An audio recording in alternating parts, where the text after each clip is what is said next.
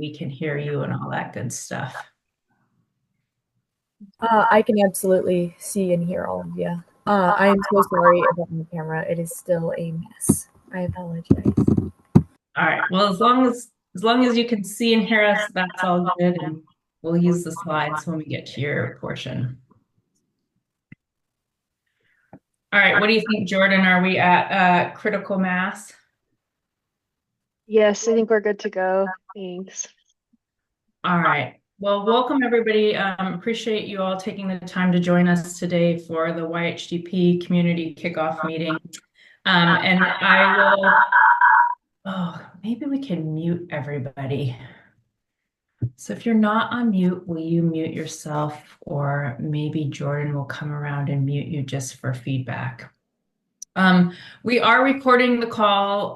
We will, after this meeting, decide where we're actually going to post the call so that folks who aren't here can actually come back and watch the recording, or if you all want to come back and watch the recording afterwards, you can. We will also make sure that the slide deck gets out to all of you so that you have the materials. But just want to be super clear, and we'll say this a few more times, this is really just meant to be a kickoff meeting. We are going to keep it pretty high level. And want to make sure that we are just really grounding everybody in the Youth Homelessness Demonstration Project. What it is, make sure we all are using the same language, make sure that you all are clear on upcoming timelines, what the next 3 years looks like, who your technical assistance team is. So we're going to do some introductions in a minute. But if you have questions, we're going to use the chat. But if you have questions, please feel free to use the chat function, come off mute. We have 2 hours scheduled. I don't know if we'll actually use the full 2 hours, but we have the time blocked out. So please ask questions. Jordan and Casey are going to watch the chat. My colleague Maya will also be presenting, but both of us will be watching the chat. If there's anything you don't understand as we're going along, please, please, please ask questions.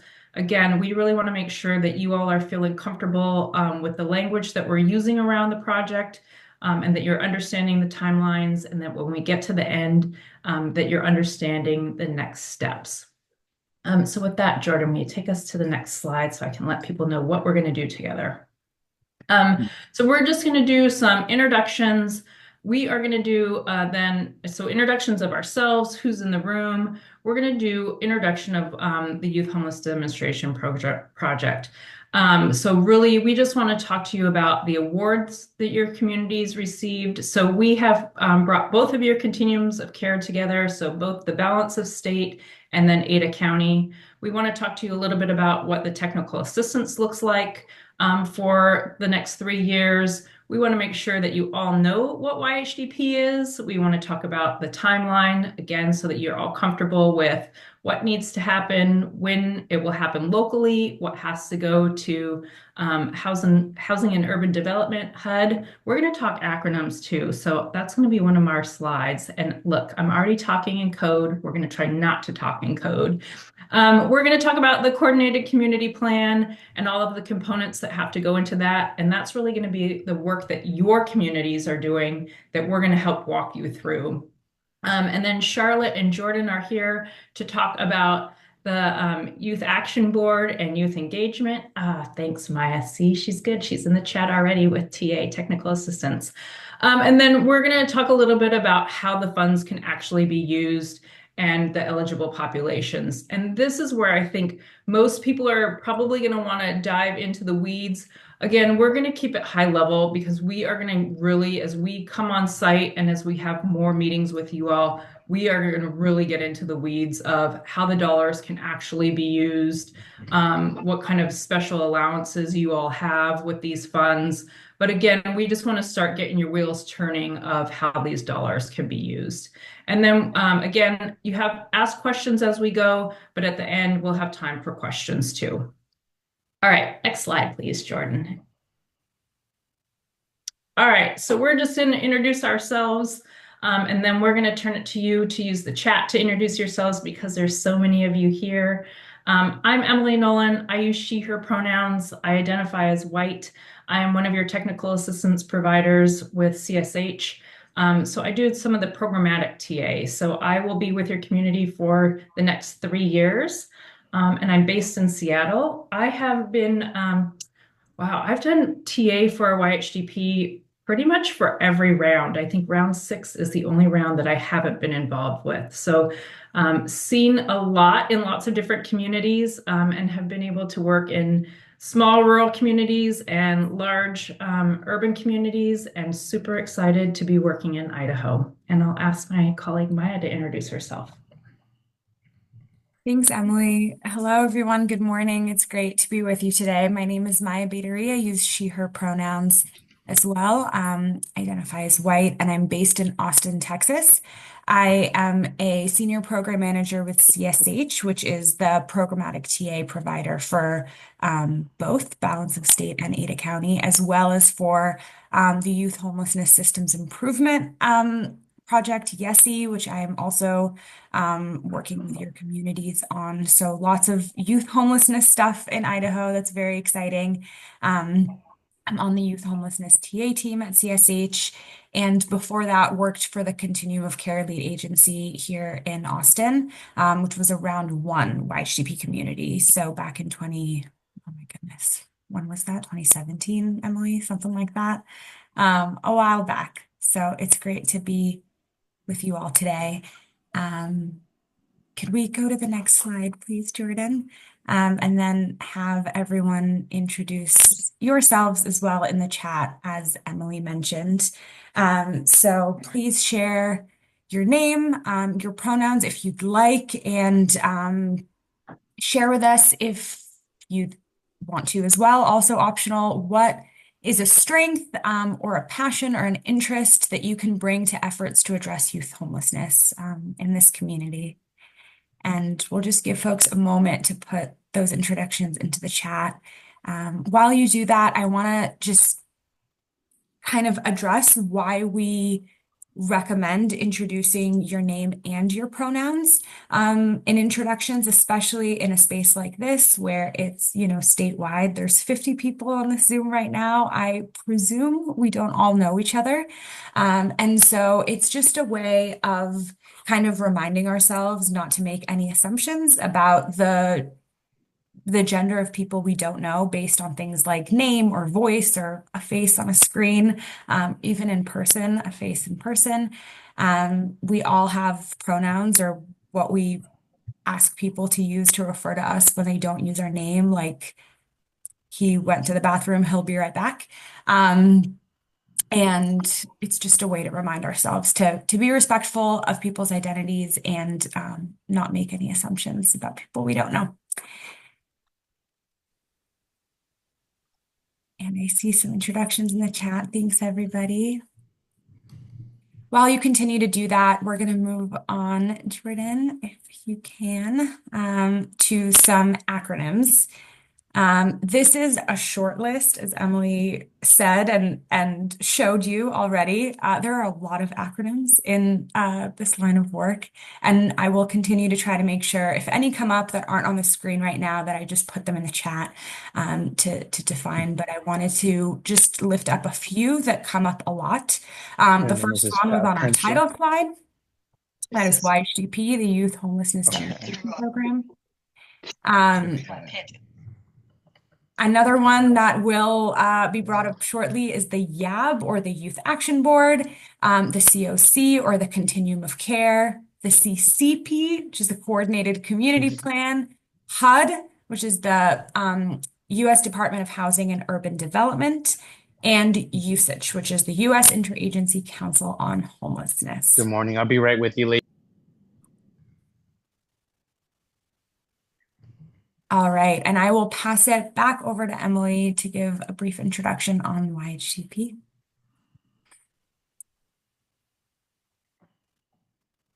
All right, so Jordan, maybe you can flip one slide and I'll ask a question.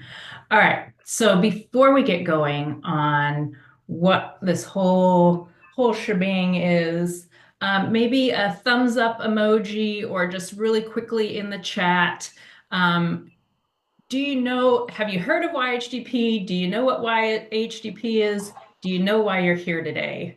So a thumbs up emoji or a yes in the chat. I have some clue about YHDP.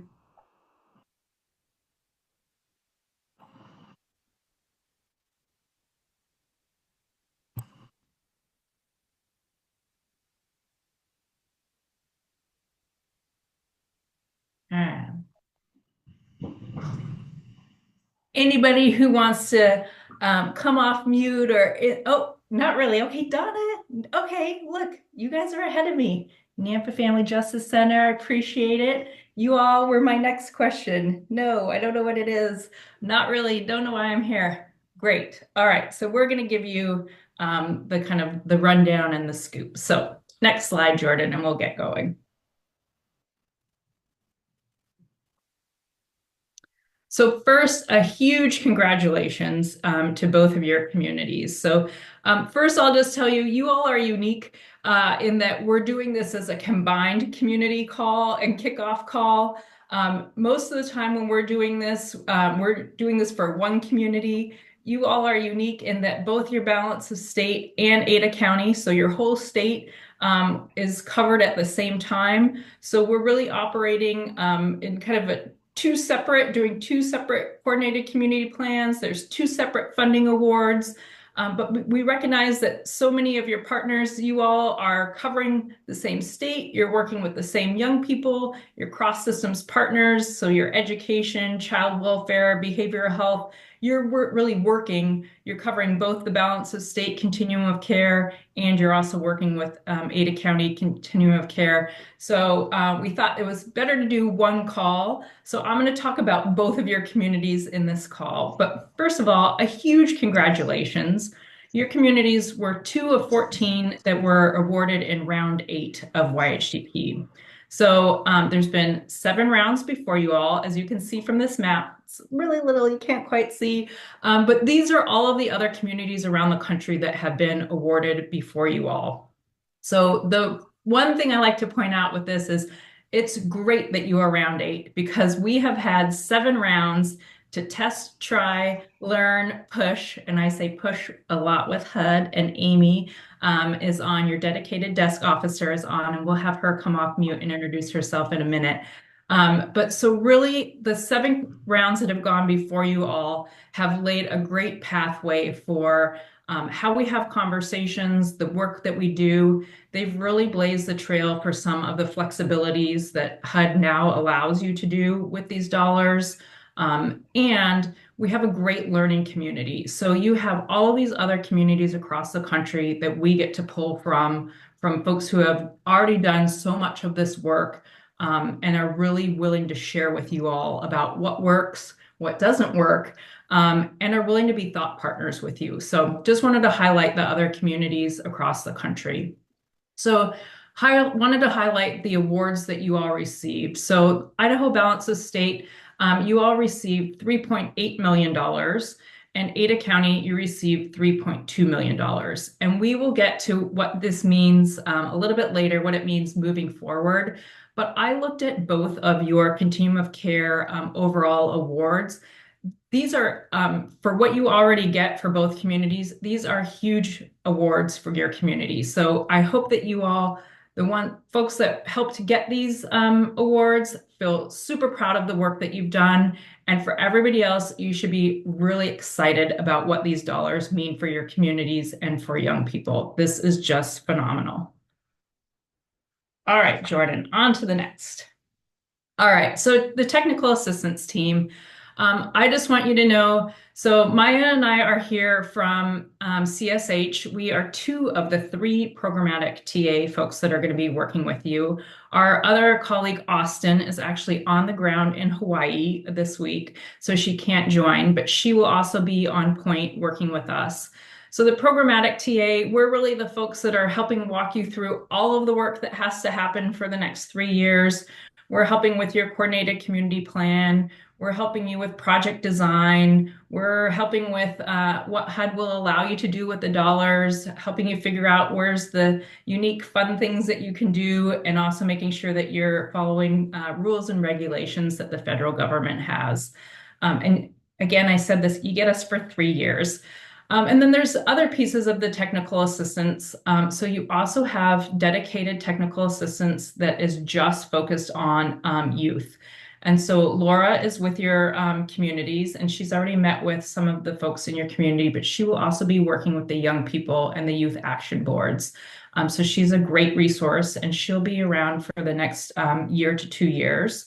And then the Partnership Center, that's your data TA. So Gary is the one who will really help you with your HMIS systems when we're looking at your systems modeling and systems mapping. So really diving into your data of who's being served, who's not being served, when we're potentially looking at the coordinated entry system and how you're asking questions and how you're looking at where there might be things that you could be doing better in your system and really analyzing your data. That's Gary. And then we have the National Center for Education, Homeless Education. They are excellent at helping us make connections with the school system. So we know that a lot of our young folks are connected with the school systems or are dropping out of school because of their housing situation. And so they do a great job of helping us connect both with the McKinney-Vento liaisons, but also with the higher ed systems. And so they have some really great examples from other rounds of how they've brought and leveraged partnerships, but also housing projects that they've been able to do through YHDP. So that's your full technical assistance team. And again, I know folks end up having a lot of questions like, how do we actually use TA? What does that actually mean? But this is really more to let you know you have a full team of folks who are going to be working with your communities to make sure that all of this work gets done, but that we're here to answer questions, be thought partners with you, share best practices, and really jump into the conversations with you all. All right, next slide. Oh, and this is why I was going to say I'm so excited the education piece to see your education partners on this call. I think that's excellent. A lot of communities were pulling systems partners to the table, and already as you all were introducing yourselves, to see some of your cross systems partners already here, that is super wonderful from the get-go. All right, so what is the Youth Homelessness Demonstration Program? It's a national initiative designed to reduce the number of youth experiencing homelessness. And the goal of YHDP is to support selected communities in the development and implementation of a coordinated community approach to preventing and ending youth homelessness. So it's really that coordinated community approach, and you'll see this as we talk more about the coordinated community plan. There's the plan piece of it, of a systems, like how are we creating a new system to address youth homelessness? And then the other piece of it is the programs, like what housing interventions are we funding? So really looking at YHDP is putting those two pieces together, that there's a housing component, but there's also a systems component, and understanding that our systems partners need to show up different. We need to be addressing youth homelessness different. And so what does that look like? So to prevent and end youth homelessness, there's all of these different pieces. And the two that I really want to call out on this slide are youth-led governance and leading with equity. So all of the other pieces within YHDP, they're super important, and we talk about them, and we want everybody at the table. We want to be able to expand existing capacity. We want to try new models, but we really, within YHDP, having young people at the table, having young people leading this work, and having young people in positions of making decisions is key to the Youth Homelessness Project. So that's where we are going to lean in with your communities of young people really are, their voice is really important in this work, their leadership and their decision making. And then making sure that we're leading with equity. So always, you notice when Maya and I introduced ourselves, we also identified that we identify as white. So also making sure we're recognizing who's in the room, who's not in the room, making sure that communities that have been marginalized in the past that we really are lifting up their voice and making sure that we're aware of who's at the table, who's not at the table, who's in decision-making seats. So that's a lot of the conversation and work that we're also going to be doing with your communities in the next 3 years. Maya, is there anything else? Hold on. Hold on. Oh, Jordan's like ready to take me all the way through. Maya, is there anything else you want to add kind of on the what is YHDP slide?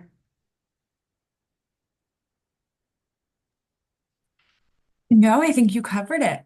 We'll keep talking through a little bit of kind of like the principles and values behind YHGP, the things that are kind of what is funded, and as Emily is about to do, you got a sneak peek the timeline for how we get there as well. So we'll keep building, but on this slide, I think I'm good. Thanks, Emily. All right. So key deadlines. So the awards were already announced on October 30th. The first big date is April 29th, and this is when the first part of your coordinated community plan is due. So HUD actually changed some things up. We did a little testing and trying last year with round 7. They made some changes this year for round 8. So we already have shared with your core teams that we're on the TA front, we're learning and doing things a little bit differently this year, just as you all are doing them. But so HUD actually broke the coordinated community plan up into 2 different sections this year. So the first part of your coordinated community plan is going to be due to HUD on April 29th. And right now, this doesn't mean a whole lot to you. You're like, okay, that's great. What is the coordinated community plan? We're going to dive more into what it actually is in a minute. But so that's the first real milestone that we're going to be working with your communities to get to, is that April 29th due date.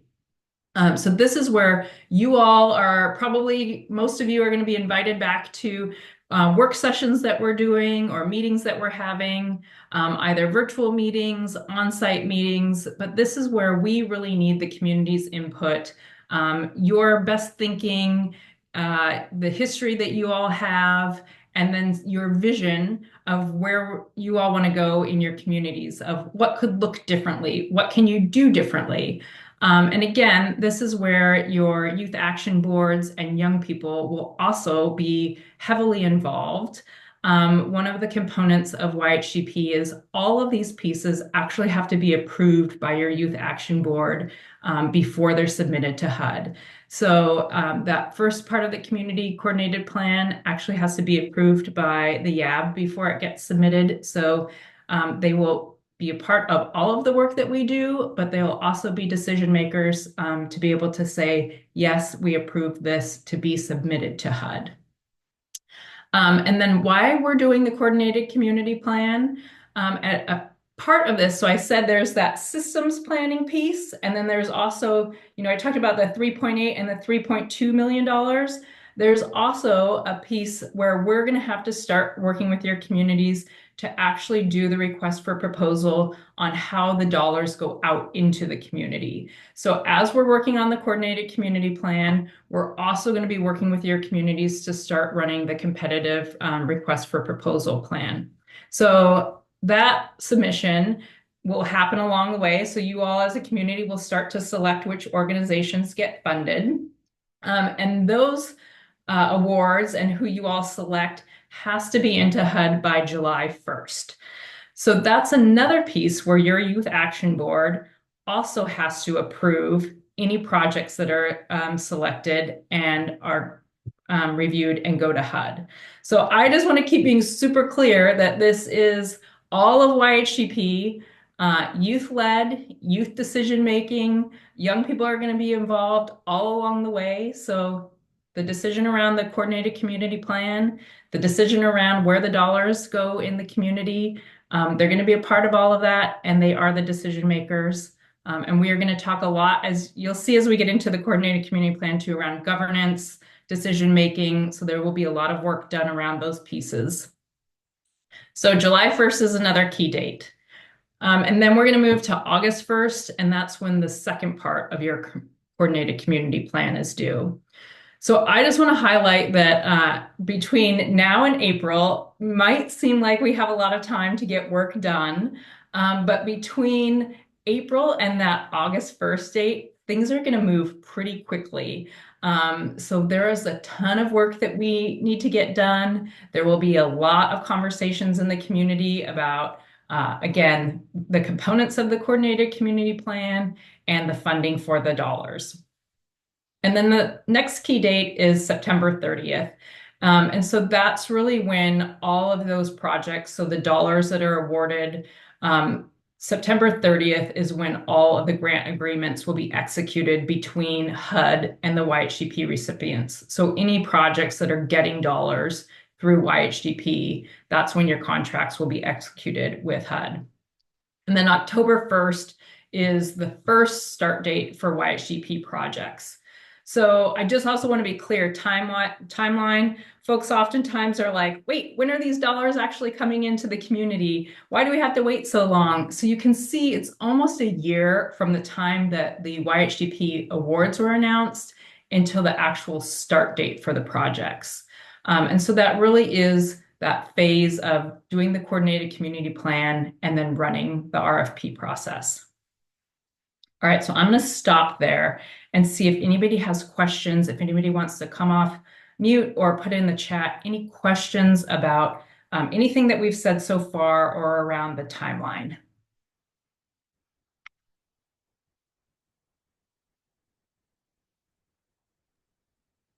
Hi, this is Paula Mason, and I'm just wondering, so you've already selected the committees? I'm sorry, I was just kind of confused. Oh, no. So there's a core team. So thank you for that question. Your core team is really, and I'm using that language, it's the folks, our key contacts within the balance of state continuum of care and Ada County's continuum of care. So it's really just the folks, I'm going to take this drill all the way, just the folks who have been our contacts on the applications. And so those are the people that we've been communicating with to say, hey, you got the award. Hey, we're your TA folks. Here's the general timelines. Let's start building like who should be on your committees, who needs to be invited to the community meetings, what is this going to look like? So teams have not been built. No meetings have been happening outside of the like, hey, hi, you got this money. Here's who we are. We need to get going. Here's the basics. Thank you. Yep. Any other questions?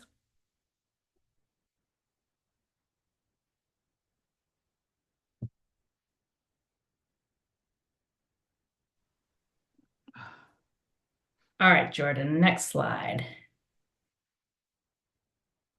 Okay, so I just want to take one step farther into the phases of YHDP.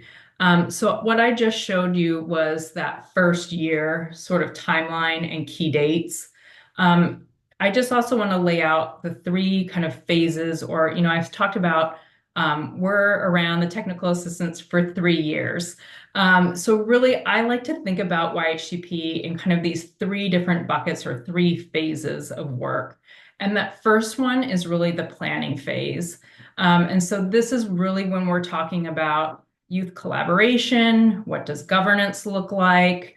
We're coming and meeting with you all to talk about systems modeling, a needs analysis. So that's really looking at kind of their inflow, exits, housing placements, looking at the data that you already have in your community. Maybe you, what housing types do you need? So it's more around the data piece. So that's the conversations we're having with you all. We're looking at what partnerships do you already have? What partnerships would you like to grow? And then we're doing some conversations and some activities and work around the goals, objectives, and action steps. And that's really for your coordinated community plan. And so this is really looking at more like, where do you all want to go as a community? So we'll do a lot of work around the, like, again, visioning of if we're really ending and reducing youth and young adult homelessness in Idaho, what does that look like and what does it take to get there? So that's really kind of that first phase of planning. And then we move into kind of that project design state. And so this is really where we're starting to talk about, okay, we know what we need, and now let's start talking about how are we going to spend and put out to competitive bid those dollars that we were awarded. And so we will be spending a lot of time about what do we actually want to fund and what should those programs look like. And this is where, again, we get to do a lot of future visioning of we know what we have now and what could we be doing differently or better, and what flexibilities do we have with YHDP funding that we didn't have before. So that's really that phase 2. And then that third phase is really that project implementation. So once your projects are funded, we're still on the ground working with you all, and we're really thinking about how do we implement the projects and how do we do it in a way, again, that's youth-centered and still has that youth action board involvement. So I mentioned on that last slide that your YAB is going to be signing off on your coordinated community plan. They're going to be making decisions around the projects that are funded. They're also going to be still working with you all in the implementation phase. So in a lot of communities, the Youth Action Board is helping to review job descriptions. They're sitting on hiring panels. They're helping with policies and procedures. They're helping thinking about what will future monitoring look like for the continuum of care for these projects. We're talking about continuous quality improvement. What will that look like? So we're really talking about from A to Z in the next 3 years. What do we want the future state to look like, all the way through funding projects, and then as we're standing up the projects, and then the technical assistance is really around for a good year of the projects, good year and a half of the projects being funded and in practice stood up. And we're still around to like, okay, are these projects actually functioning the way that we all intended for them to function? Okay, I see the chat. Is there something in the chat that I should be responding to? Oh, an example of a successful project. Oh, sure. I could give you a couple examples. And we'll get to project types. I will tell you, I have 2 different communities in rounds 4, 5, both that really wanted to look at youth coordinated entry systems. So they did a ton of work with young people around what would assessment tools look like, what would easy access drop-in centers look like.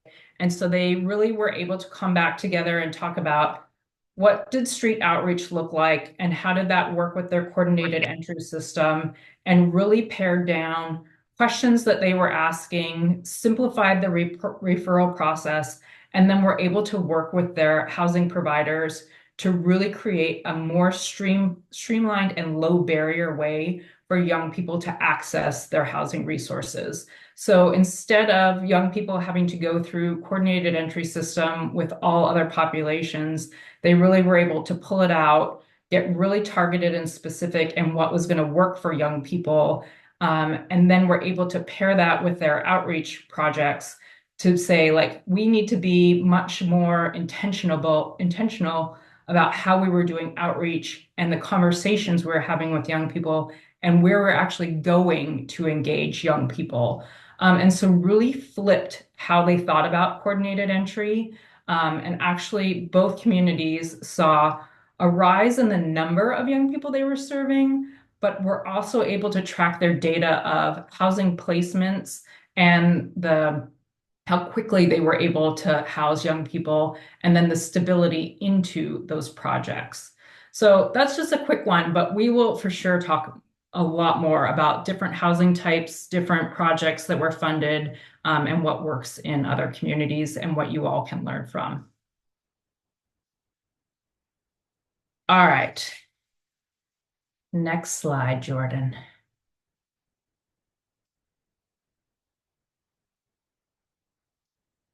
All right. So I know I've already talked a little bit about the coordinated community plan. This plan really, and we'll talk about some of the components that are in it, but it is a living, breathing document. Again, you're going to submit pieces of it to HUD. HUD has to approve it to release the dollars into your community. So it is something that they look at. And I know I said Amy was going to introduce herself. I promise I will give Amy a chance to introduce herself. But the folks at HUD really do read these plans. They really do comment on them. And they really are looking to make sure that you're answering all of the questions and the thresholds that they're asking for. But the plan really talks about how you're going to approach reducing and ending youth homelessness in Idaho, and really lays the groundwork for how you're going to do all of this work. All right, next slide, Jordan.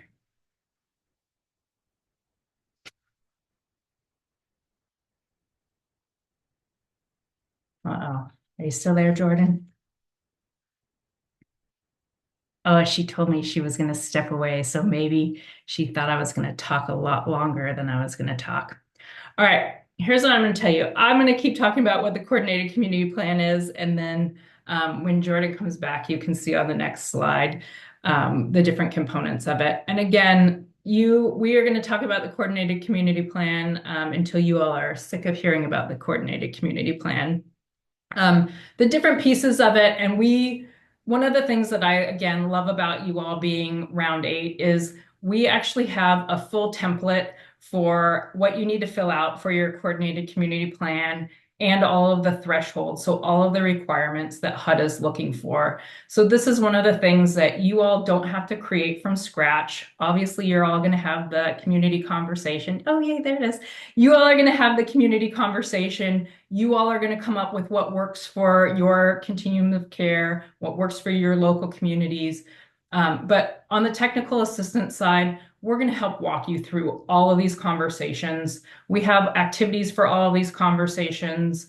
And then we're going to make sure that you have all of the components and that you're actually answering all of the things that HUD wants to see. So no guessing games here. We're going to make sure that you get all of the pieces in place. So the different components of the plan, there's a mission and vision section, and this is really what, future state. How do you want in Idaho and Ada County, what does it look like around ending and addressing youth homelessness? Oh, yes, I love that question about youth compensation. We will for sure answer that. We're going to talk mission and vision. There's a systems mapping component. So we're going to talk about the current youth homelessness response system, what you already know about what you have, what you don't have. We're going to talk about key partnerships and roles. So again, who are you already working with? And then we're going to do some of that, like who else needs to be at the table? Who else could we be engaging with to create a better system for youth and young adults?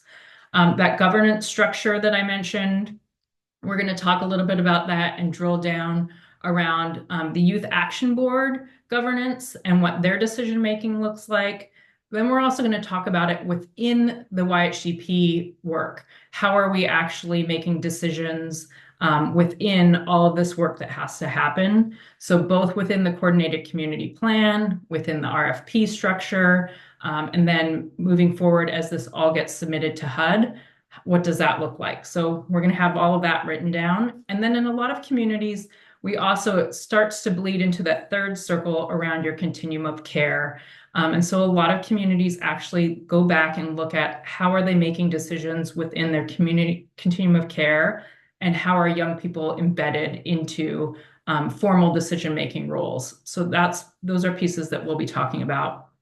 The new project list is really the housing interventions that you all want to fund. What project types do you want to fund? So I mentioned the goals, objectives, and action steps earlier. This is really that future state. What is it going to take you to get to the pieces of work that you want to accomplish? So I can give you a couple examples.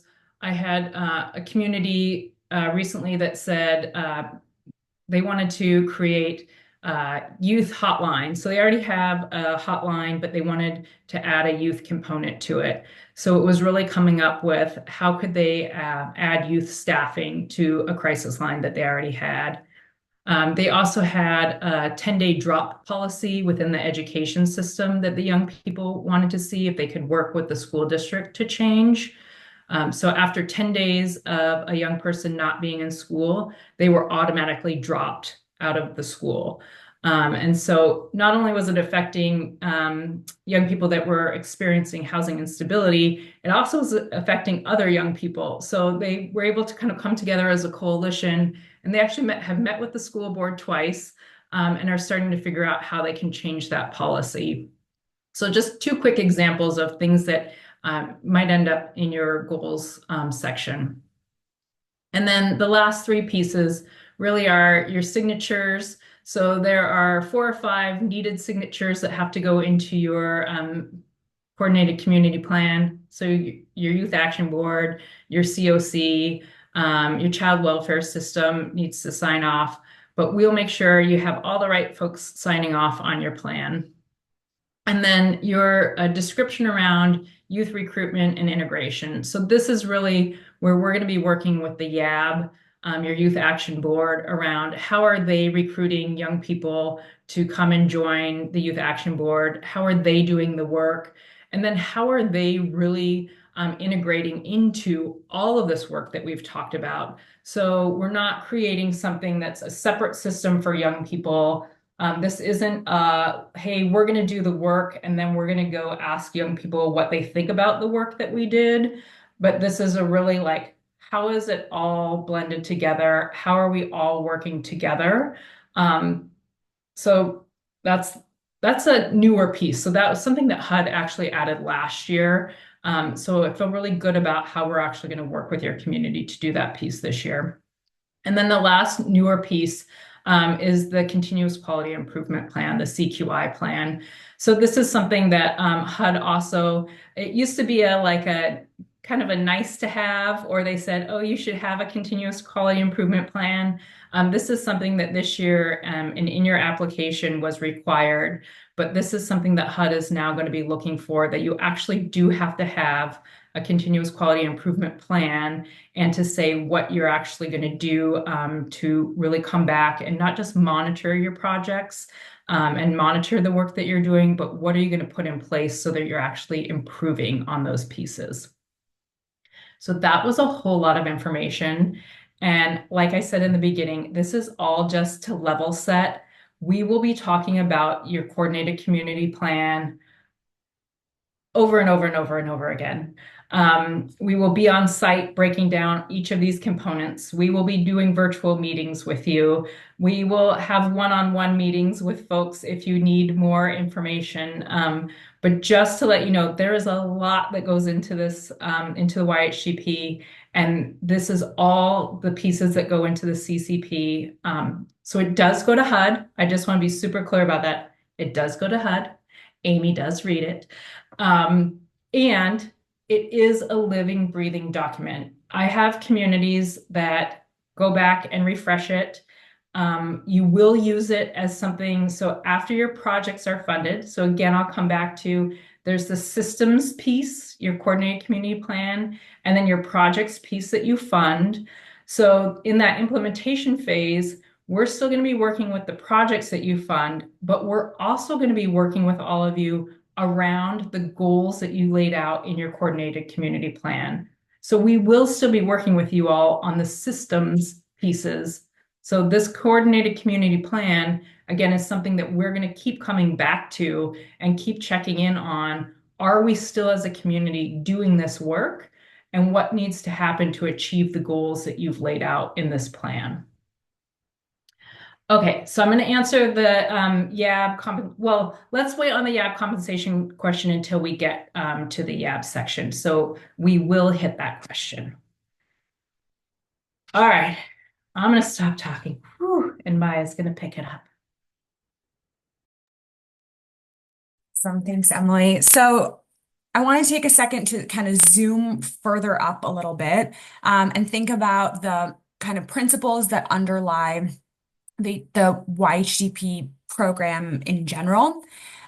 So first, it's the idea that we want to prioritize and pay special attention to special populations or groups of people who are particularly vulnerable or overrepresented in the youth homeless population. So that includes LGBTQIA and gender nonconforming youth, minors, so youth under the age of 18, youth involved in the child welfare or juvenile justice system, victims of sexual trafficking and exploitation, and then youth and young people with co-occurring diagnoses.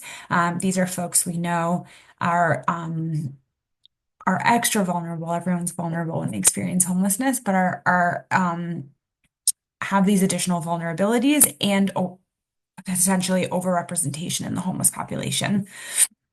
We also want to center racial equity and steps to eliminate barriers based on race. We want to center positive youth development and trauma-informed care, prioritizing family engagement, housing first, prioritizing unsheltered homelessness or those who are experiencing Category 1 or literal homelessness, centering youth choice, and then really prioritizing individualized and client-driven supports. So recognizing that there is not a one-size-fits-all solution, and every individual requires their own say in their service package. And I want to spend just an extra moment on a couple of these principles more specifically, because I think it's really important to have a shared definition and a shared understanding in terms of what we mean by these terms. So the first one is racial equity. And this is kind of a term we hear and speak to a lot. And so I think it's important to just kind of name exactly what we're speaking about. So in this context, the definition we're working with is racial equity as a process of eliminating racial disparities and improving outcomes for everybody. It's the intentional and continual practice of changing policies, practices, systems, and structures by prioritizing measurable change in the lives of people of color. So I really want to name a couple of things here. First, that it's a process. It's not a place we arrive to or reach at a final destination, but an ongoing and continual journey. And it's also measurable. So we're talking about really impacting the numbers and the material experiences of people. And that's because across the US, people of color are more likely to experience homelessness statistically. In other words, basically, proportionally, people of color make up a larger segment of the homeless population than is proportional to their segment of the overall population. And that's because of a lot of different factors and the workings of lots of different systems outside of the homelessness response system, but it also impacts the homelessness response system. And so we have to really take intentional steps to address that. So for example, in a lot of communities, we see in the data that white people tend to receive housing and get prioritized for programs faster, meaning they spend less time experiencing homelessness overall compared to people of color. And typically that's not because of any explicit policy that says we prioritize people based on their skin color. It's because there isn't that intentionality in terms of this ongoing practice of changing policies, practices, systems, and structures. The other thing I want to mention about racial equity is that it's different from diversity. So diversity is having variety, having difference. Equity is more about fairness. So you can have a diverse group of people. For example, you can have diversity in your client population, but still have disparate outcomes based on race or other factors. And this is very common, like I said, in homeless programs where we see different outcomes or different timelines for groups based on some of these statistical characteristics, race, or some of those other vulnerabilities that we mentioned earlier with the special populations. And I think the important thing to note here is that this typically happens without malicious intention.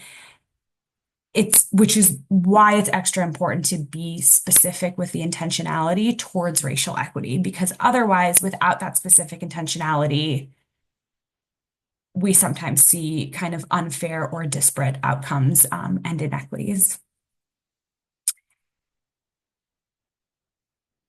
Thank you, Jordan. Okay, so the next thing I want to spend an extra second on is youth choice. I think Emily has already spoken to this numerous times throughout this presentation. YHDP really, really centers youth choice and is very intentional about the leadership role that young people take in the flow of the project from the beginning through implementation and continuous quality improvement. Very simply, youth choice is based on the respect of young people and the idea that young people deserve to have a say in the things that impact them. So it's about giving youth an opportunity to set their own goals, to set their own priorities, to make their own decisions. In YHDP, that means giving the YAB leadership and decision-making roles in the planning process, in the RFP review, application selection, all of those things that Emily mentioned.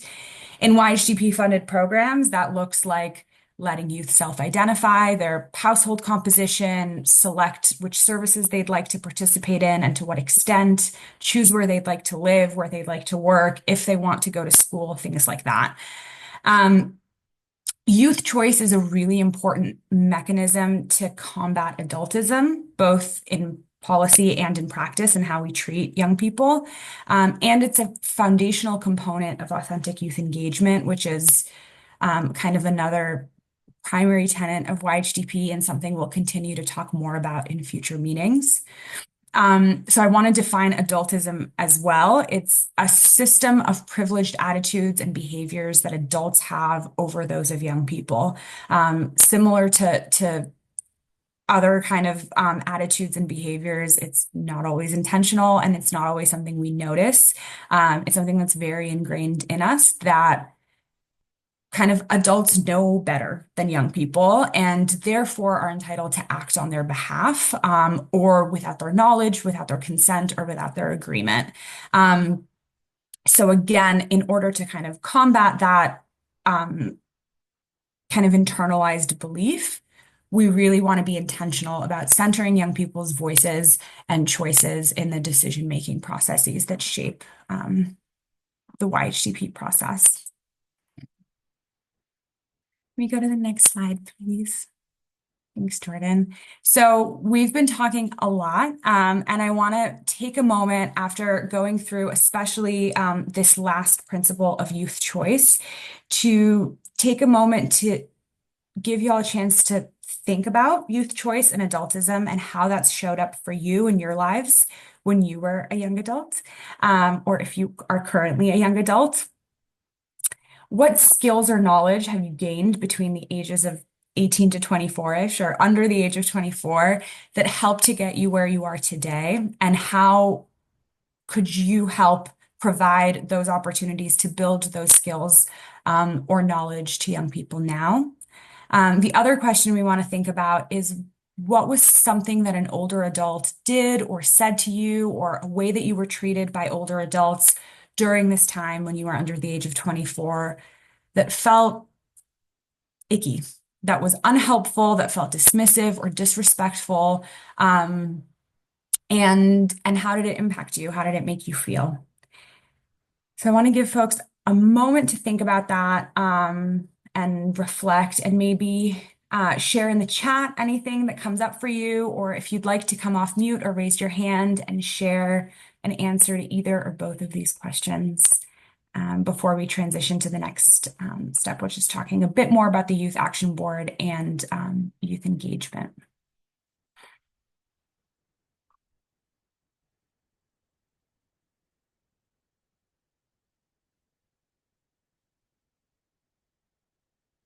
I'm going to put these questions in the chat and pass it over to Charlotte to continue to tell y'all about the Youth Action Board.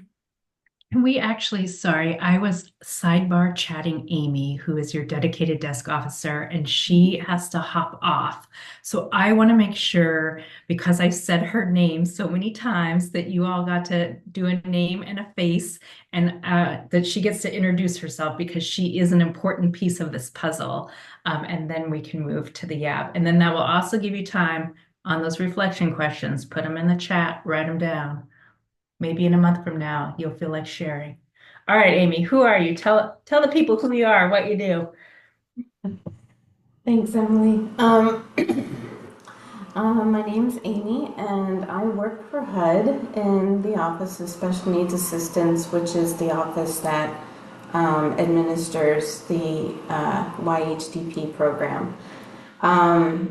And so I'm here to support your community and be successful in terms of making sure that your programs follow our rules, helping you understand what you can do with your money.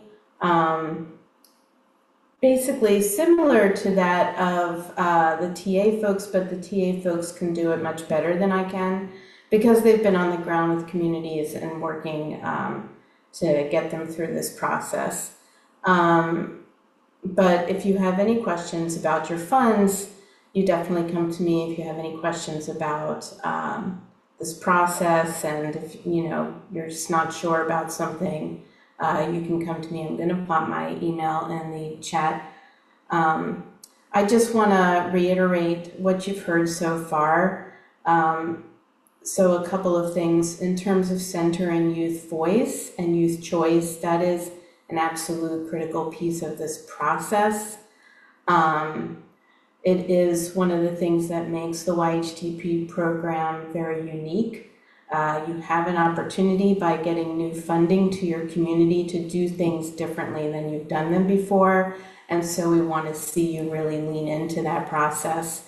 And when you do, there's going to be some difficult conversations that you have, and your TA providers are probably going to lead these difficult conversations.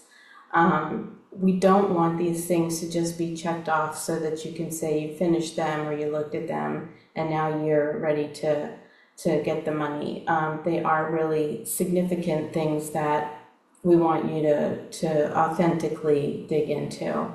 And so just, it's exciting to have this opportunity, and it's also, about challenge and it's about change. So I just want to make sure people understand that and that HUD is supporting those types of conversations. So I really look forward to working with you. I've worked with many communities, and I am the dedicated desk officer to both of your communities. So I think this is a great opportunity for your state and your and Boise.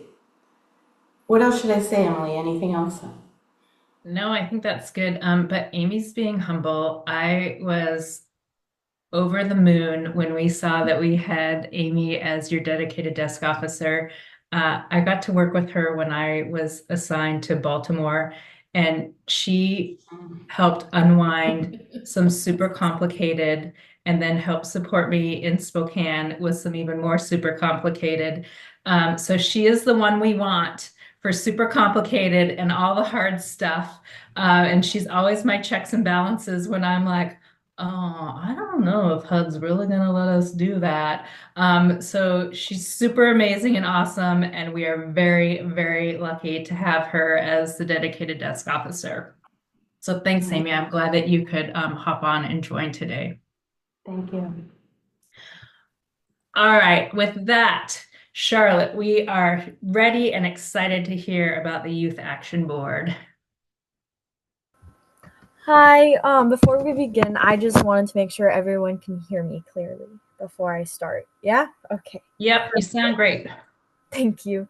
I'm Charlotte Hill. I am a 20-year-old member of the Youth Action Board. The Youth Action Board's mission statement is simple but super powerful, which is to create an abundant network of resources to prevent and end youth homelessness in Idaho by applying our lived expertise to compassionate advocacy, networking, and empowerment. We crafted this mission statement with the core values of YAB in mind, values that reflect both who we are and what we want to achieve. The focus on creating an abundant network of resources speaks to our belief that no young person should have to face homelessness alone or without access to the support that they need. We aim to build a system that is comprehensive and wide-reaching, ensuring that resources are available across the state. Our lived experience as young people who have faced homelessness ourselves gives a unique understanding of the challenges involved. It's this lived expertise that drives us to approach our work with compassionate advocacy that listens and empowers young people rather than viewing them as statistics. Networking is also at the core of what we do. We understand the power of building strong connections between individuals, organizations, and resources that work together toward ending youth homelessness. And finally, empowerment is the key to our mission. It's not just about offering assistance, but also about helping young people rebuild their lives, regain their independence, and have their voices heard in the fight against homelessness. In essence, this mission is a promise that we're committed to preventing homelessness and supporting youth in ways that reflect their unique needs and experiences. Next slide.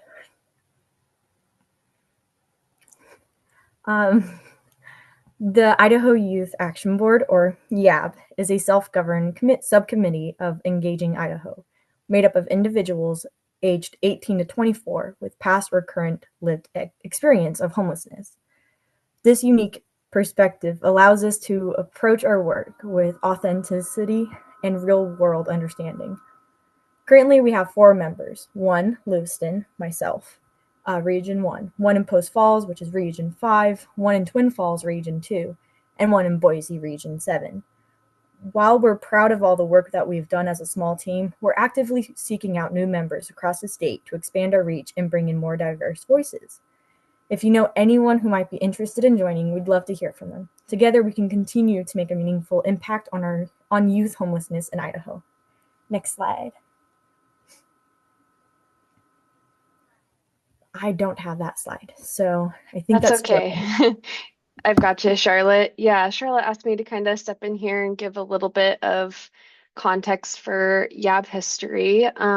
So my name's Jordan. I'm a grant writer here at Idaho Housing and Finance Association, and we act as like an administrative agency for the balance of state COC. So as Emily mentioned at the beginning of the presentation, we serve all counties in Idaho aside from Ada County. So I've had the pleasure of working with Charlotte and other YAB members for a little over a year now, and just wanted to share some of the board's milestones. So the Youth Action Board was first formed around August of 2023 with anticipation of applying for Round 8 YHDP funding in 2024. It was done in really close partnership with our first host site, which Charlotte and I will explain what that is soon, which was Lewis and Clark Valley Youth Resource Center up in Lewiston. Michelle King, who's the founder of LC Valley, was instrumental in recruiting the first 2 members, Charlotte, and then one other member that since stepped down from the board after a year of service. Since the Youth Action Board started, it's kind of waxed and waned in membership, but it held a steady membership of about 5 key members for over a year. And while I won't go through each milestone individually, I wanted to just highlight that the YAB was really essential in receiving this funding, as well as 2 other youth grants that we received over the last year, the Youth Homelessness System Improvement Grant and the Foster Youth to Independence vouchers received by our Public Housing Authority side of our work. So throughout this process,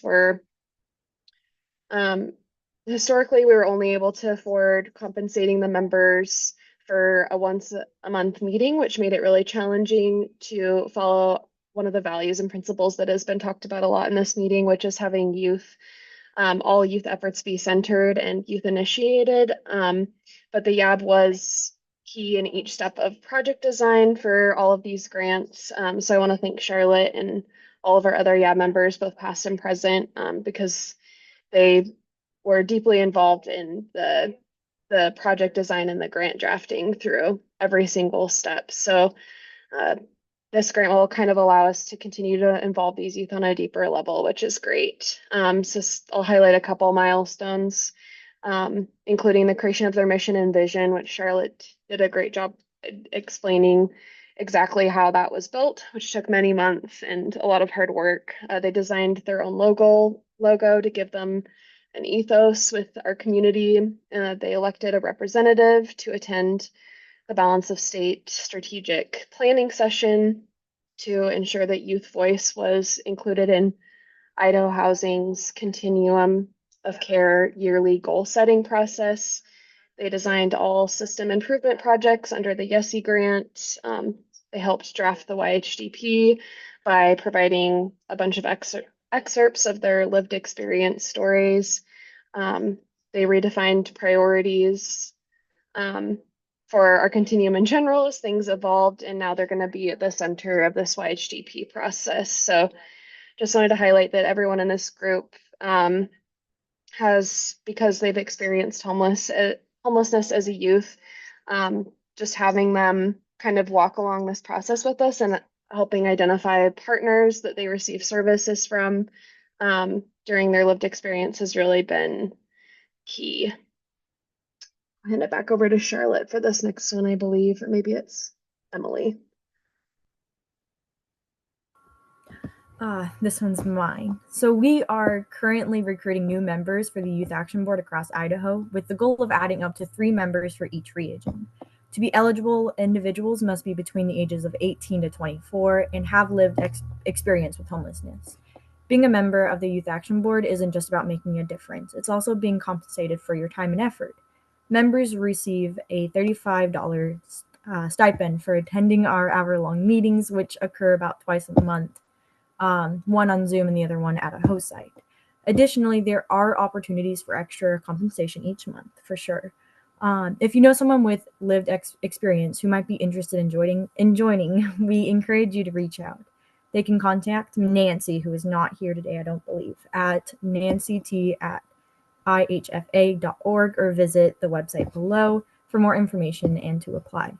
Joining the Youth Action Board is not only an opportunity to advocate for change, but also a chance to be compensated for the time spent working towards a better future for homeless youth all across Idaho.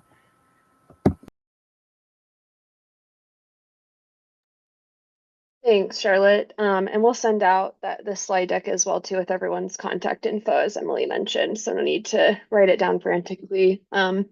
I also was asked to just share a little bit about the primary adult partners that interact with the Youth Action Board. I wanted to say that whenever possible, we encourage adults with lived experience of homelessness to be our primary adult partners. Right now, the people that interact with the YAB the most are Nancy Tuttle, she's our Youth Homelessness System Improvement Project Coordinator for the Balance of State, and also for Ada County. That is a grant that our 2 continuums actually come together and work on. Casey Mattoon leads YAB efforts for Ada County. And Nancy typically is the one who acts as the facilitator for the system improvement grant monthly Youth Action Board calls, which involve both continuums. And then she also facilitates a monthly call that focuses on YHDP for the Balance of State. Casey is currently working on a Balance of State monthly call for Ada County Youth Action Board members as well. So it's primarily Casey, Nancy, and myself collaborate on these youth initiatives and act as a support for the YAB in all their projects and initiatives, sort of supporting them wherever is needed, as well as dealing with the background things like making sure they're compensated from that standpoint. So interacting even more directly with the Youth Action Board is the host site leaders.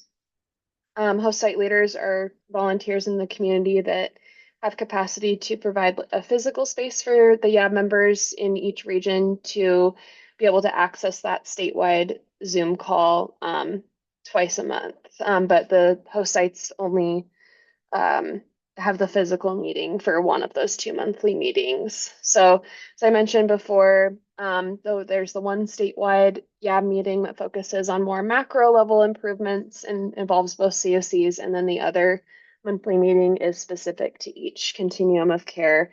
So a host site can be a youth service provider, a library, or really just any agency that has the technology needed for the YAB to be able to attend the statewide call. Host sites also distribute the stipend payment to the YAB in cash, and then are reimbursed by us, which can be really helpful for YAB members, especially ones that are currently unhoused, because it can help them to get that payment as quickly as possible, and not every YAB member will have access to a bank account.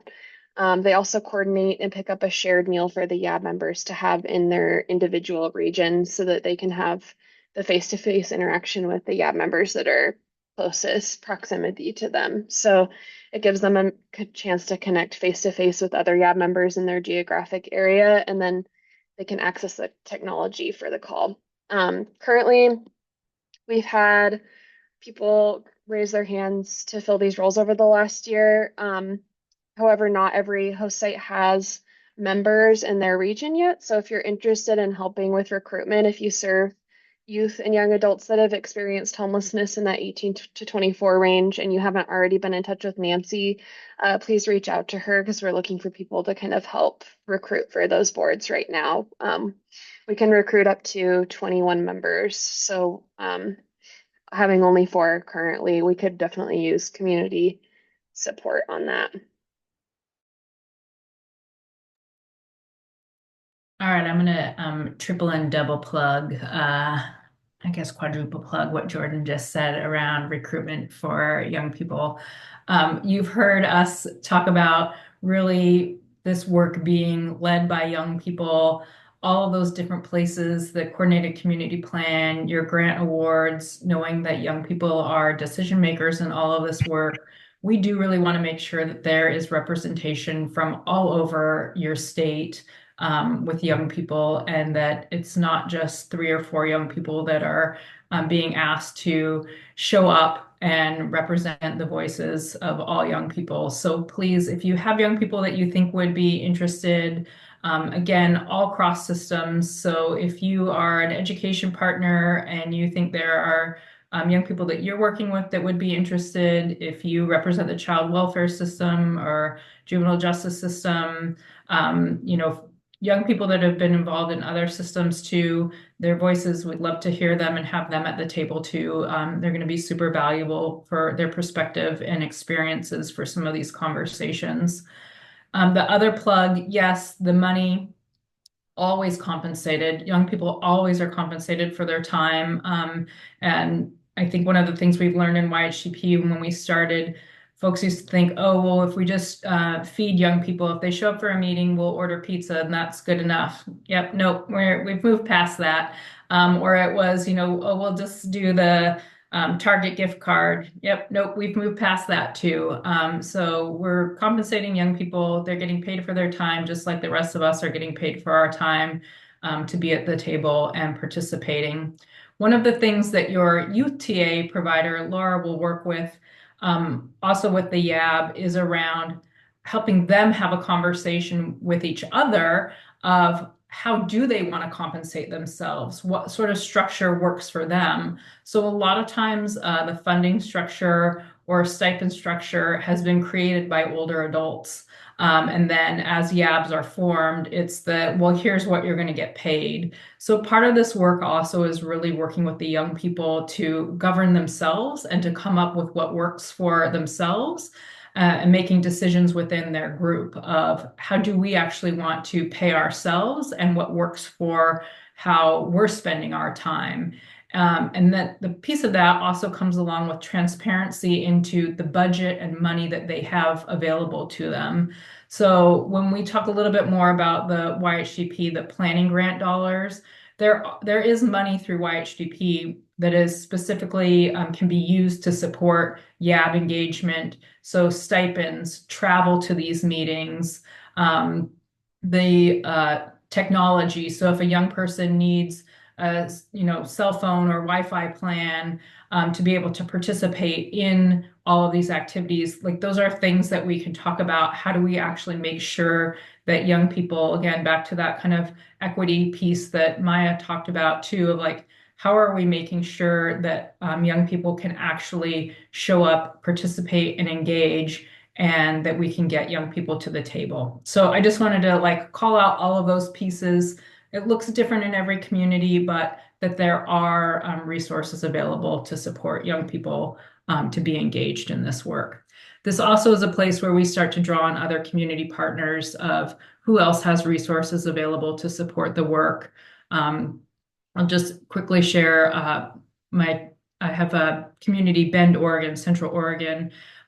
Their YAB is hosted by one of their youth serving organizations, and they've actually, the partner organization on behalf of the YAB has written probably 4 or 5 successful grants to support the work that the YAB is doing. So they actually just received a $40,000 award from mental health. It was through a mental health grant to support the work that the young people are doing. So, they've really been creative about looking at what the YAB is engaged in, and they've really talked about what they laid out in their coordinated community plan and how it really serves the whole community. So I'm just going to keep planting those seeds as we talk about this work and thinking about, again, different, better, unique, how are we doing this moving forward, and what's out there that we could be thinking about that maybe we haven't done in the past.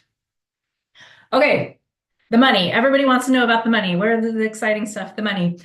So the basics of your YHDP awards. So again, the balance of state, you all received $3.8 million. Ada County, it was $3.2 million. The high level on these grants to know is these are 2-year awards, except for the planning grant. So I'll be a little bit technical just for a minute. So your continuum of cares can take up to 10% of that award for planning grant dollars. So those are the dollars that support the administrative, the back end, so your staff that really helps do the planning work, the coordination, making all of this work happen, make the magic happen behind the scenes, and to support the Youth Action Board activities. So those are conversations that your communities will be having of, do you really want to take that up to 10%? Or how much do you want to take of your award in your planning grant dollars? The planning grants are 1-year awards. They're not renewable. The piece of the conversation that you all will be having is, so however much you take in planning grant dollars, that comes out of the balance of your full award. So will not be eligible to go to programs or to support programs in the future. So again, you have your planning grants. Those are non-renewable. They're 1 year. They come out of the overall award.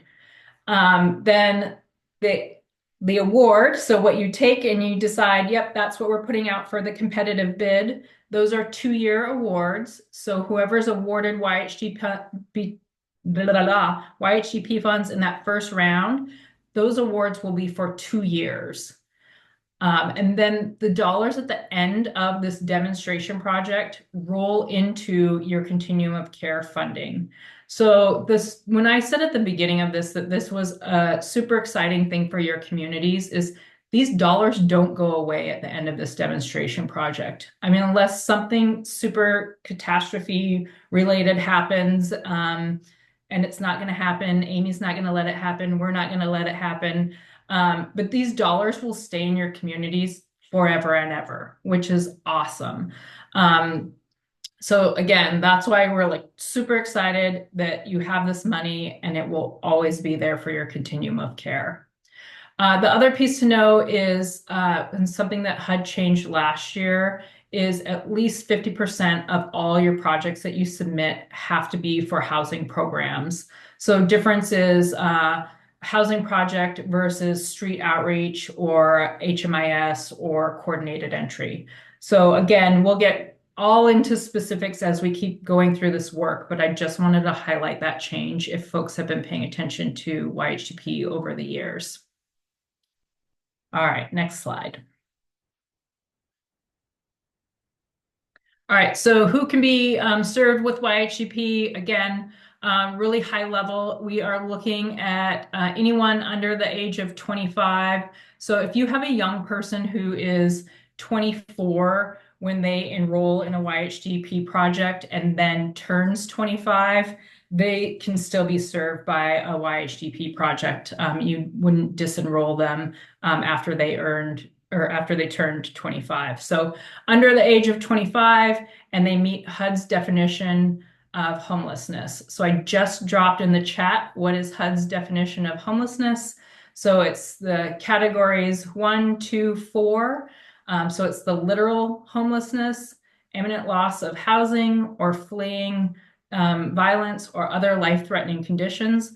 So really 1, 2, and 4. And again, for some of you who maybe don't live in HUD and COC land, that's wonky. It's all right. Well, again, we're going to keep talking about those. The last one is criteria or category 3. And this meets all other definitions. But this is one where you have to have HUD approval for category 3. No community has gotten this approval from HUD. There's been a couple communities who have asked for it and have not gotten it. But the reality is we're going to have a lot of conversations. We feel like you can get young people really can fit into all of those other categories into 1, 2, or 4. You also have a lot of flexibility within category 4 for fleeing violence or other life-threatening conditions. And we will talk a lot more about that when we're in person or having some more specific meetings around who can be served and what we're going to look at in projects. But so those are the 2 criteria for who could be served. All right, next slide. All right. Oh, they do fit in. So James, unaccompanied minors. It's a whole nother ball of wax. But yes, you can serve unaccompanied minors. And when we dive into that, we will for sure have a lot of conversations about other systems of care, state laws, but we will go there. We will definitely go there with you all. And when you're ready to go there, we will have those conversations, and they can still be served with YHDP funds. I do have a community right now, Marion Polk counties, and I'm saying these so that you can also, I'm saying communities out loud so you can go look at them on your own too if you'd like. Marion Polk County in Oregon did a joint component project. And they are serving minors in their joint component project. So all doable, just adds a whole nother level of complexity, but we can do it and you can do it and we can figure it all out.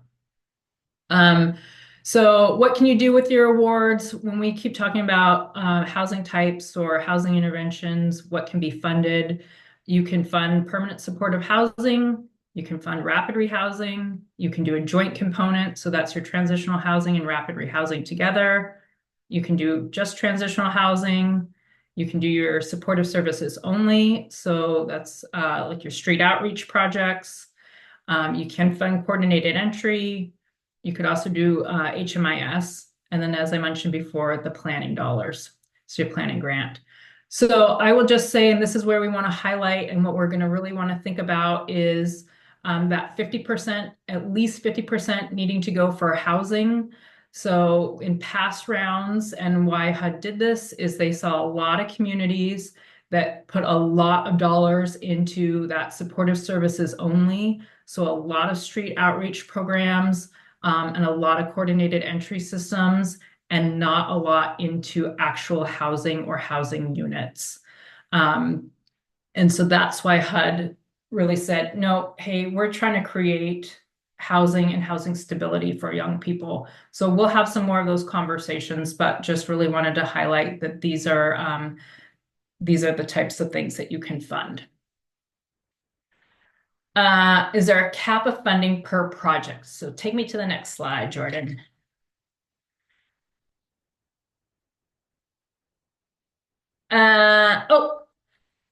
Oh, it's not in there. Don't take me to the next slide yet, Jordan.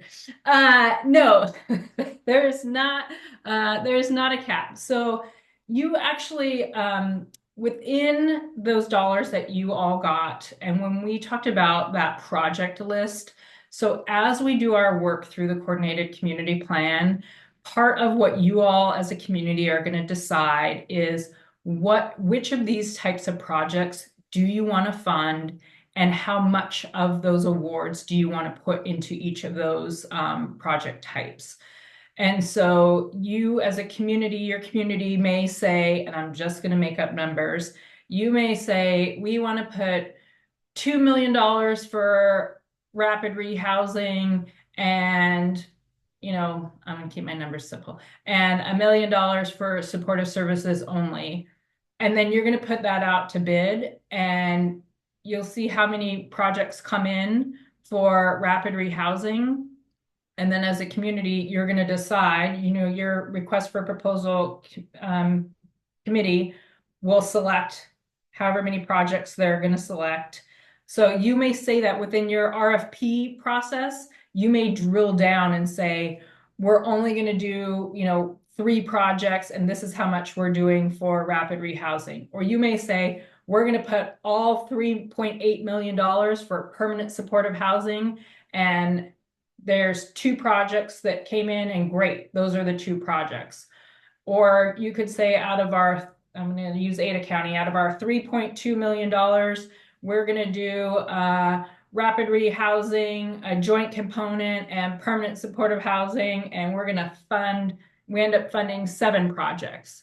So we're going to really start to drill down into what you all really want to fund, how much money is going to go into each category, and then there will be the competitive process for applying for those dollars. So a lot more to come on where the dollars are actually going to go into the community. Did that answer your question? You can put yes or no in the box or come off mute. Okay, great. Okay, now Jordan, you can take me to my next one. All right, so this is just a short 4 bullets of examples of where you have flexibilities. There are a lot more flexibilities and a lot more things that we can think about with YHDP dollars, but wanted to call some of these out where you have differences with these dollars versus other continuum of care dollars. So you may be able to do a 1-month lease. So if you're doing a rental assistance budget line item, or you have rental assistance in one of your projects, instead of doing a 12-month lease, you might be able to do a 1-month lease. You may be able to employ a youth who's also receiving services, including housing. So in the past, that might not be something that you were allowed to do, or to be able to pay a stipend to a young person who's also receiving services. So maybe it's also somebody who's being paid to be a peer support service worker in one part of your organization and is also receiving housing services in another part of your organization. Your rapid rehousing projects, you can extend the rental assistance for up to 36 months instead of 24 months. If you decide to do a host home project, we have flexibility on how much can actually go for the host home stipend or payment to the host home. So just wanted to throw out some examples. What I don't have, and maybe as Maya's kind of wrapping us up, I'll see if I can find the link for the YHDP Appendix A. They have a ton of examples within the actual application that your communities wrote. And that's something that we will be pulling out a ton with you all and going through, but getting really familiar with what flexibilities and what allowances you all have so that we can start thinking creatively with you all about what you want to do differently in your projects and how you're creating them. And so this is a lot of times where we see communities where they're like, well, we can't do that. Well, that's not how our other programs operate, or we're not allowed to do that. This is where, again, we are going to test, try, listen to young people and what really works for them and what have been barriers in the past. And we're going to make sure that everything that HUD has already said for YHDP is allowable as a flexibility. We're going to talk through every single one of those and say, hey, do you all want to try this? What do you think about it? Like if you all are like, no, and the young people are like, nah, we don't need that, we're not going to do it. But we're going to make sure everybody understands all of the things that are allowed. And then we're going to talk about all of the things that HUD hasn't put in writing yet. And then that's when we're going to go back to Amy and say, dear Amy, what do you think about this? And we're going to say, what does this really mean, Amy? Do you think we could try this? And then that's where Amy's going to come in and say, maybe. So just again, want to get your wheels turning about where these dollars can be used differently. And let's get creative and let's ask. Let's ask and let's have the conversation, and let's not assume that because it's federal dollars and because it's continuum of care dollars, we can't. The answer is not always going to be yes. And yes, we have to still follow federal guidelines.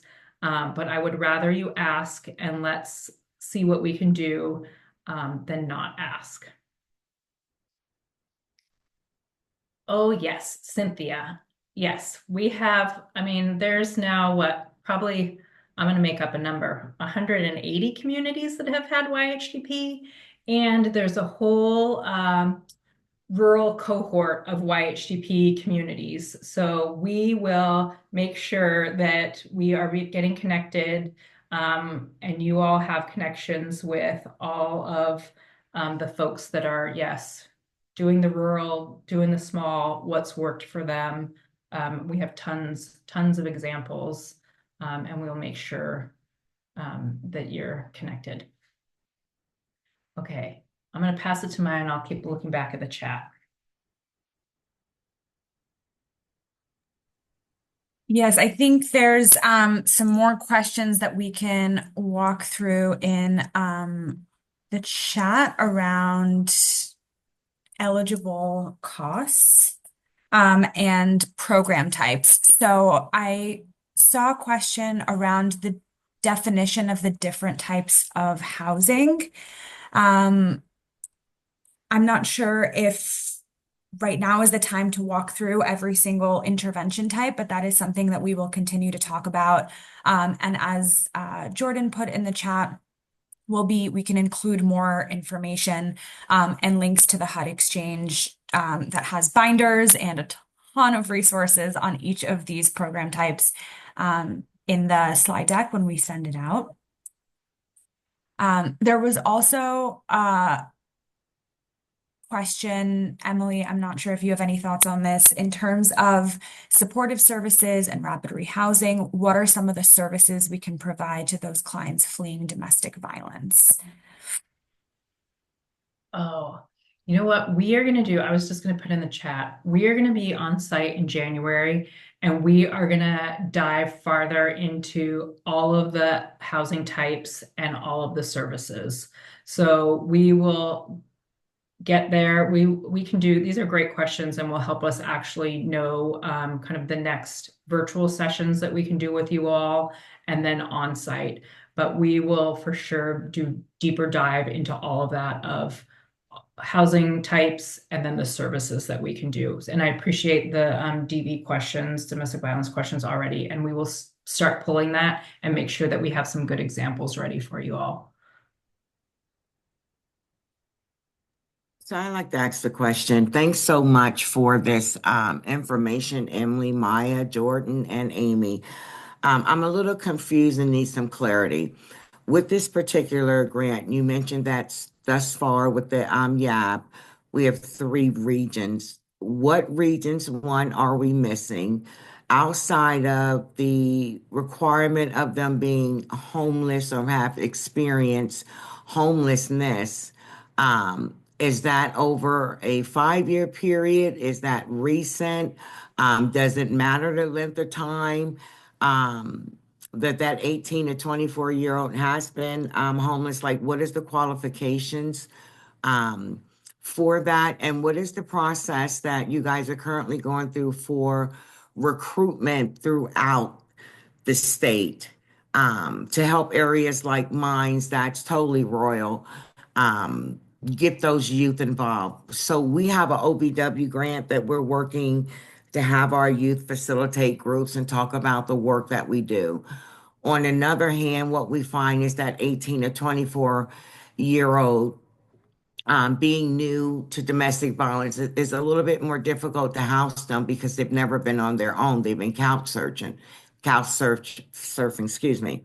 So I guess my question for clarity is what is the requirement outside of being homeless to get those youth involved? Two, what is the plan, or is this something we'll discuss again for making sure all communities within the state of Idaho are engaged and not just the bigger communities that have more resources? I can speak to that a little bit if that's okay. I appreciate you um, calling that out, especially with rural areas. I You mentioned something in the beginning of your questions about there only being 3 regions where there was YAB, and I guess what I meant by that, or maybe it was Charlotte that was speaking to it, is that we have 4 members that represent 4 separate regions currently, but YAB is open to anyone in all regions of the state. So even though there'll be like a physical host site in each of the 7 regions, there'll still be an option, especially for the statewide YAB call, to zoom into that. And actually, I'd say most all of our YAB members have been from rural areas over the last year and a half. So in recruitment, we've leaned on the YAB members themselves to kind of tell us where homeless youth, especially unsheltered homeless youth, are congregating in rural areas. And then also just reaching out to partners and sending out a lot of marketing materials over the last year. So if you want some of those materials from Nancy, she'd be happy to send you some. Did that answer your question? Partially, yes. And yes, Nancy can send the information. I guess from a statewide perspective, I know that generally it's the larger communities and that generally gets the funding for demonstration projects. And I just want to make sure, not just for Elmore County, but other rural areas, tribal areas, that we're engaged and part of the conversation as to moving forward and what does that look like in our community, if that helps, Jordan. That helps. I see what you're saying. I'm sorry. Yes, we I think we'll rely a lot on our regional coalitions for that, making sure that we're getting our rural areas engaged. We did receive additional bonus funding as a rural community, so we'll be expected to address that in our coordinated community plan. So it would be great to have you involved in that part of the process. We have been in touch had some one-on-one communication with 2 of the 5 designated tribes thus far, and we've reached out to the other 3. So I think it'll just be through the planning process that we'll try to make sure we're reaching those communities. And I just say, Cynthia, one part of our as TA, we'll go anywhere, we'll show up anywhere, we'll have the conversations anywhere. And then part of our job and role is asking the questions of, we started with the who's at the table, who's not at the table. Does this represent the whole community? Who's not represented? When we get to, so always in those conversations, who's here, who's not here, why aren't they here? How do we include them? Where do we need to go so that they're part of the conversation? And for sure, as part of the funding conversation, making sure that that's our job, is to always be asking and pushing and making sure, again, our spaces and areas of the community that are historically underrepresented, now represented in the decisions that you're making and the funding choices that you're making or the conversations that we're having. So just know that on the technical assistance side, that's something that we're aware of, and the conversations that we're having, and our job and our role to keep pushing. And so we would also love to stay in contact. And if we're not showing up, or if the conversation's not happening, to please, reach out to us, and you'll have our contact information, but also know that we're having it on our side and we're paying attention to it. And so, yeah, this is the first of many conversations. And again, I put in the chat, we love to travel. We'll come anywhere. So we're definitely cognizant and paying attention to it. And then there was, okay, James, is Jordan answering your question about the YABs? Let me know if she gets it or not, or if there's something else you need clarified. I do just want to go back because I think there was a second part to that question. I'm wondering, Nancy, if your hand is raised to answer that around the requirements for YAB participants aside from age and lived experience. What are the qualifications around that? So go ahead, Nancy. I think we covered it. There's not a lot of qualifications, but one thing that Cynthia mentioned was how many years, like, is there a timeline when it comes to lived experience? And with the Youth Action Board, it is 7 years, within the past 7 years. Thank you.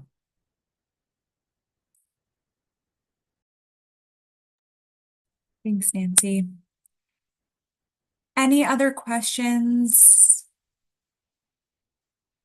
before we wrap up? We do have some more time, so please feel free to add your questions in the chat or raise your hand or come off mute.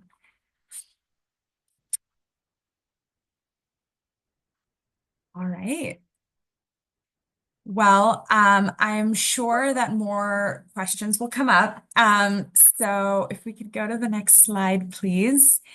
As our next steps, we want to just, I guess, say for the millionth time that this is the first of many conversations. We will continue to speak to y'all. We will continue to share more information in stages. We don't want to overwhelm you with even more acronyms and dates and requirements and things like that.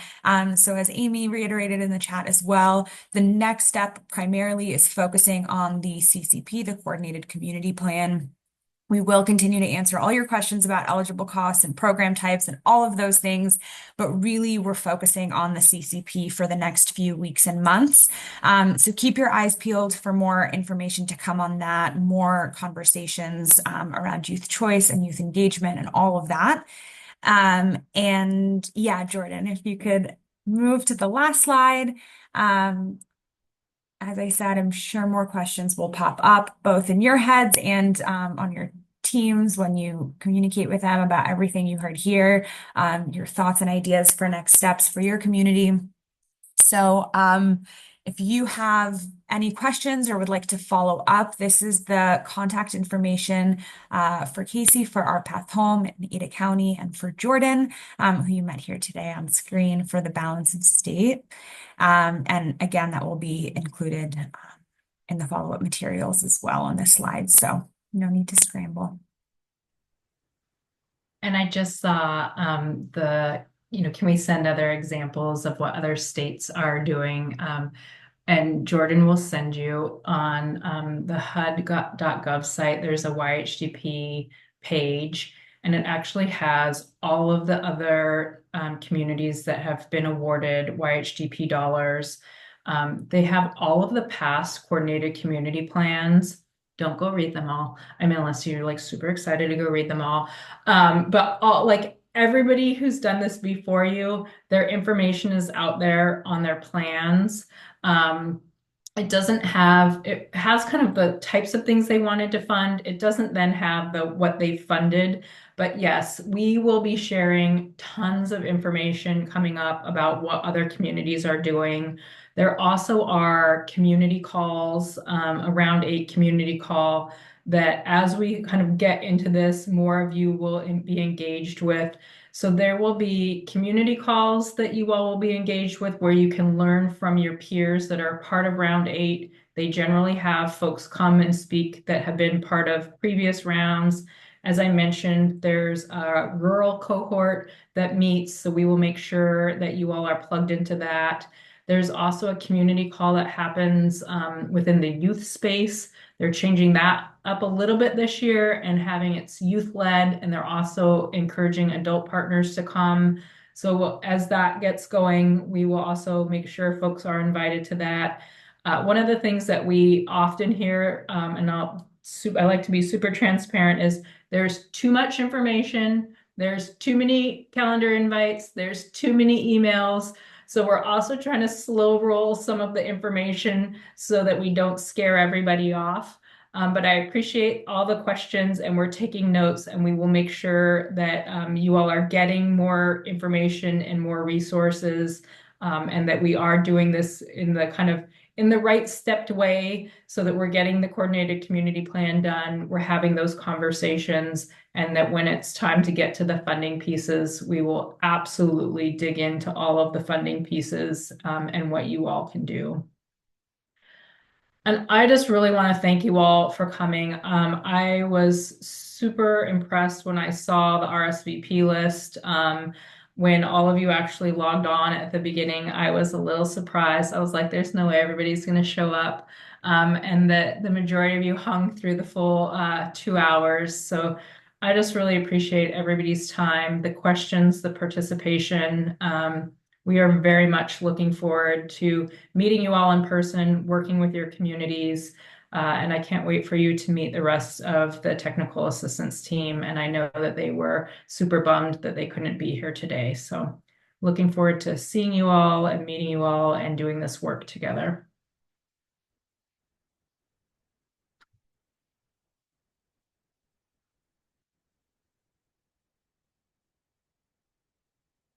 All right, Jordan, anything else before we let everybody hit the leave button? Nope, that's it. I'll send a follow-up with some more information and make sure to kind of contact community partners about what next steps look like depending on what your role is in YHDP. So thanks to everyone for coming.